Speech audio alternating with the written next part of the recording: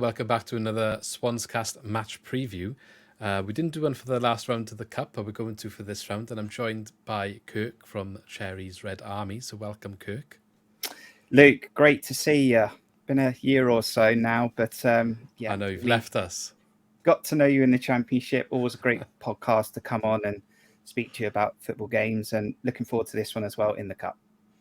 Yeah, so obviously Kirk's been on the channel before, not last season, but has been on here before when Bournemouth used to be in the Championship. Unfortunately, Bournemouth have left us, but they're coming back down for a visit in the Carabao Cup on Tuesday the 29th of August. Are you going to be making the trip down? I can't make it because I'm working, so I'm not going to be there, but there are some fans that I know that are going. I think we'll still take a good following Swansea. Yeah, it's quite a drive, isn't it, for a midweek? So I understand that I wouldn't be able to make the return if it was the other way around due to work. Always quite tricky to watch them on the TV as well, isn't it, often, the Cup games, but hopefully find a way. I'm sure many people have their ways and means of doing so, so looking forward to the game. So, obviously being a match preview, the guys that watch this regular will know the deal. We're looking at Bournemouth and we want to get a bit of an insight into the opposition, and Kirk will be here to do so, to help us learn a little bit more about how Bournemouth are doing these days. We haven't played them for a while, so it'll be good to see what's changed. Okay, so starting then, aside from transfers, just looking at your club and any management or higher up and board and all the rest of it, but anything that's significant to talk about, has there been any changes at your club over the summer? No, just the new ownership that came in at the back end of last year through Bill Foley and the Las Vegas Golden Knights sort of brand that they have. They're trying to come into football. So they've come in, they took over the ownership, and they have a very good strategy in taking our club forwards. So we've got a new training ground that's being built at the moment to be completed by 2024. Ideas of a new stadium in 3 to 5 years, and massive amounts of money being pumped in the transfer window. So we spent money in the January transfer window to keep us up in the Premier League, and then another 109 as we speak. 109 million has been spent in this window, and then it looks like some players will be exiting between now and the end of the transfer window, talking about the likes of Jamal Lowe. Sariki Dembele's already gone out, but there are fringe players that helped us get promoted to the Premier League but haven't played much since then. Jamal Lowe didn't really do it for you then, no? Do you know what? He was a really, really good player in that Championship spell. He came into the squad, added goals, was a good runner, team contribution, but did doubt his ability at Premier League, didn't really get his opportunities, went off on loan at the second half of last season, and not even got a squad number this season. So probably unfortunate for Jamal Lowe. He's coming at the wrong time in regards to the new ownership and money being spent and better players coming in, to be frank. But Jamal Lowe, I'm sure, will go back into the Championship. Any club that gets Jamal Lowe in the Championship will do very well, and he'll develop a squad that he'll dive into. So, yeah, not surprised, but Jamal Lowe definitely made a contribution and helped us get back to the Premier League. Yeah, shame that he couldn't do that for us, but he has a good season for us and did some big goals against Cardiff, specifically the ones that stand out. Okay, so you mentioned Jamal Lowe potentially leaving. I know I saw names like Kiefer Moore potentially heading out as well, but what notable transfers in and out of your club other than those two potentially have there been? So we've had 7 new signings this summer. We've had confirmed Hamed Traore that came in on loan in theory in January, but was waiting to actually pay for him permanently at the end of the season. We've added value in defence with Max Aarons and Milos Kerkez, which are really high prospects. You might know a little bit about Max Aarons because he's been in and around the Championship and Premier League with Norwich City. Milos Kerkez is a Hungarian left back that is hungry, has a bite to him, speed, very, very good player. We have added players in Tyler Adams from Leeds, but currently injured. We've got Alex Scott from Bristol City, currently injured. And we are trying to potentially add another striker and winger, although we have Justin Cliver also in the side. But yeah, it's been a good window, but it's almost been preparing for 3 months' time because these players have come in with injuries, but they're long-term in regards to Alex Scott. They're very young. That's what we're trying to build. Youth, potential, to maybe get 3-4 years out of them. And then if you look at Bellingham, Real Madrid, then make your money off the back of that. And Alex Scott is very much in that making. So we've done some good transfer business. I'm not sure how many we might see on Tuesday night in the Carabao Cup, but it is exciting times for Bournemouth. Kiefer Moore might play. Whether he'll be a Bournemouth player come the end of the transfer window is another question, but he likes a goal at the Liberty, so he might start in this fixture. Do you know how many goals he scored at the Liberty? I know he scored 2 in that 3-3 in the Championship, but I'm not sure how many more he scored outside of that. I don't know if he scored for Cardiff at our stadium. I can't recall off the top of my head, but yeah. I mean, he did score 2 in that game, which is bad enough, isn't it? I don't know if Wales ever played there when he was playing for them either, but I hope he doesn't score. Let's just leave it as that. It'll be a better day if he doesn't score for all Swans fans concerned. Okay, go forward then. Looking at your style of play now, what do you expect to show from your team in the cup game, or what you sort of like? What's your style these days? I guess is what I'm asking. So it's a new head coach, Andoni Iraola, coming in from Spain. We were expecting this rock and roll, chaotic, exciting, chaotic football. It's not quite been that yet, but again, he's not had the full availability of the squad to pick from, so it is quite bare, even though we spent all that money and brought all those players in. But it is going to be a goalkeeper of probably Radu, who's on loan, coming in to probably start. It'll be a back four. I mean, I don't know if you want me to go through the players, Luke, but it'll be a back four.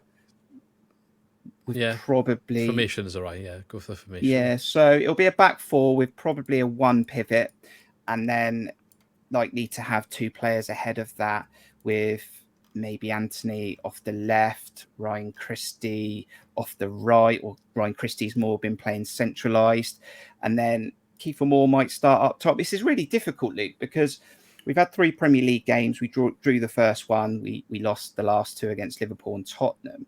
And Andoni and the fans are really just looking to get that first win under the belt in this new era. Yeah. So I would say that normally we would go into this fixture probably mixing it up a little bit and playing some fringe players.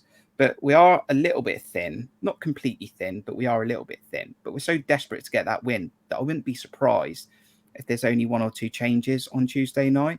I don't see an overhaul coming, because if we can win this fixture in 90 minutes and go into Brentford with a bit of confidence, we can then try and get that first Premier League win before the international break. So if Swansea fans go and look back at the lineup that Bournemouth's had, which has been a little bit consistent with the odd change here or there in the last 3 Premier League games, I don't think it'll be too far away from that. Maybe 1 or 2 changes. Yeah, I've got a lineup up ahead here now, and I was hoping you'd say there'd be a lot more changes, if I'm honest. But I think it'd be quite similar for us in the way that Duff's come in. He hasn't got a win in the league yet, so he's trying to build a bit of consistency, a bit of momentum, and I think he'll be doing the same, keeping a lot of the same players playing. There'll probably be a handful of changes, 2, 3, 4 maybe, but I wouldn't expect massive amounts. And I was hoping you'd do more, I'll be honest. Well, I would say that, but we've only got 1 right back fit, which is Max Aarons. Adam Smith and Ryan Fredericks are injured, so I don't see a change there. Maybe Chris Mepham comes in alongside Senesi, who was on the bench at the weekend and probably should have started. We haven't got a spare left back, so it probably will be Milos Kerkez, although Lloyd Kelly can play there. Lewis Cook might come in and play instead of Joe Rothwell. Hamed Traore might start instead of Philip Billing. It's a toss-up if it's Anthony or Cliver. David Brooks might start, and Kiefer Moore. So I've probably just gone against everything I've said there, because that is completely different to what we've had. But I'm pointing out the fact that we haven't won yet, and the players likely to start at Brentford on Saturday. You probably want starting in this fixture. So if you win the game, they have confidence and maybe go into the Brentford game thinking, oh, we might win against Brentford because we just won our last fixture. So difficult decision for Andoni to make. No, I agree. I think it's probably fair, and I wouldn't be surprised if that is what happens. Be a tough game either way, I think, for us, but a good challenge at the same time. If we want to progress up the leagues, it's a good game to kind of get stuck into. We're at home, so see what we can do, really. And it's a good test for the new manager. Okay, so based on who you think is going to start, Who would you say is your key player the Swansea should be looking out for? I'd like to see Hamed Traore start. He's had a cameo at Anfield and was very impressive. He came off the bench against Spurs and wasn't as good as he was at Anfield, but he is a very, very good counter-attacking midfielder, good technical feet, plays more centralised, has the ability to open up defences. From his time in Serie A, he had goals in him. And Hamed Traore has a point to prove because he has been the one that's been sitting on the bench trying to get a place ahead of Ryan Christie and Philip Billing. So look out for Traore. At the moment, the season doesn't tell you he's someone to look out for, but there is someone that should be biting at the bit to get a start against Brentford or to show what he's all about. And I think he'll get that space against Swansea, hopefully. And he'll be one of our better players on the night and create some chances for our strikers or wingers or attacking players that are going to try and get this victory. Hard work for Grimes in midfield then, potentially. But I would like to say, he probably is one of the better midfielders in the league. So good challenge for him, really. But whether it's him that be marking that sort of area, maybe it'll be like Fulton's job or something if Fulton's on the pitch. But we will see.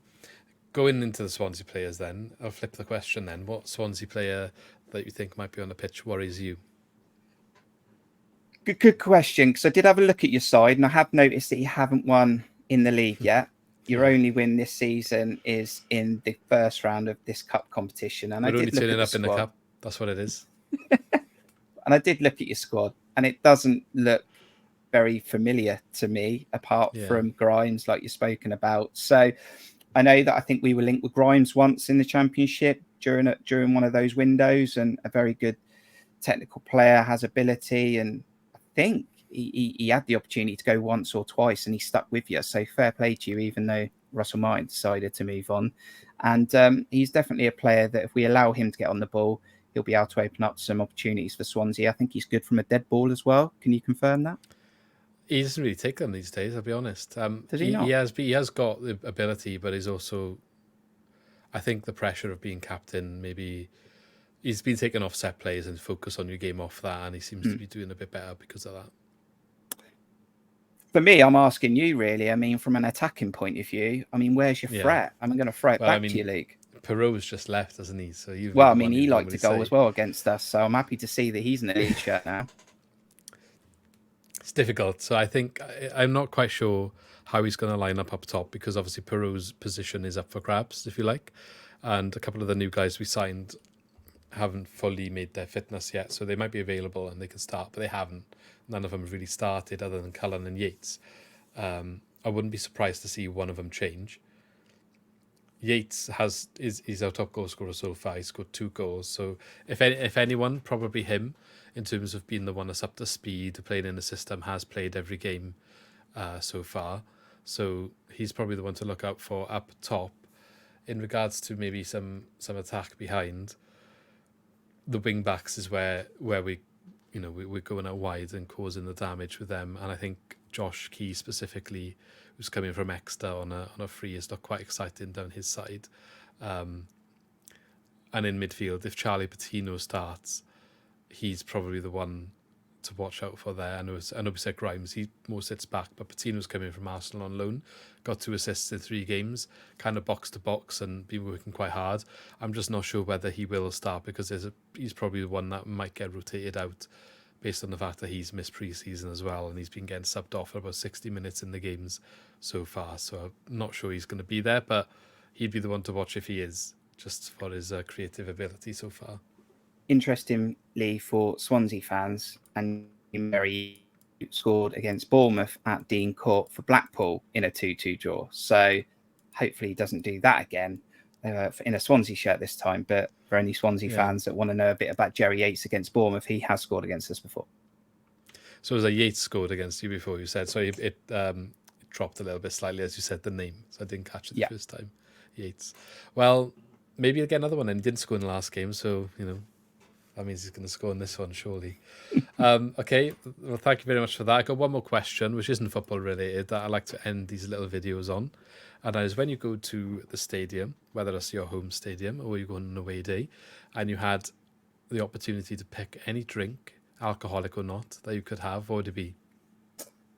I am a cider man, but at the moment I do like a bottle of Corona if it's on offer, which is not always on Memories offer or in football stadiums. But if no Corona, I'll go towards a fruit cider. Not sure what people might think of that, but I do like it. no, I'm a cider drinker. I go for cider as well, and that's not always on offer in all stadiums either. No. Got to get a beer then, which is fine. I can deal with it. But I'm a cider too, fruity cider. Say what you want in the comments. I'm glad I'm sure not you the can only come one. at us both, but yeah, that's my pick too. But Corona's alright. I was going to say the name's a bit unfortunate based on recent times. Isn't Yes. It? But I don't think about it that way, but yeah, good point. yeah. Well, thank you very much for joining me, Kirk. If you want to remind everyone where they can find your channel and your content. Yes, Cherries Red Army, the AFC Bournemouth fan channel on YouTube, will be releasing our episode series that we're currently doing this season on Tuesday as well. And we will talk a little bit about Swansea in that as well. So, yeah, head over to us and see what you think in our discussions. And I will also tag this, Luke, hopefully in the description of that video to Bournemouth fans that can view this as well. Thank you very much. Hopefully we get to speak again soon, but it depends what happens, doesn't it? Hopefully it's more us coming up than you coming down, but we'll see what happens, because this won't go into a replay. Will it be 90 minutes or extra time? So we'll have to see what happens in the next coming months and seasons, but hopefully it won't be too long before we catch you again. Great to see you again. Good luck for the rest of the season. After Tuesday, we both need the win. Hopefully the Cherries get it. Yeah, and good luck to you after Tuesday too. Thanks for joining me, and see you again soon.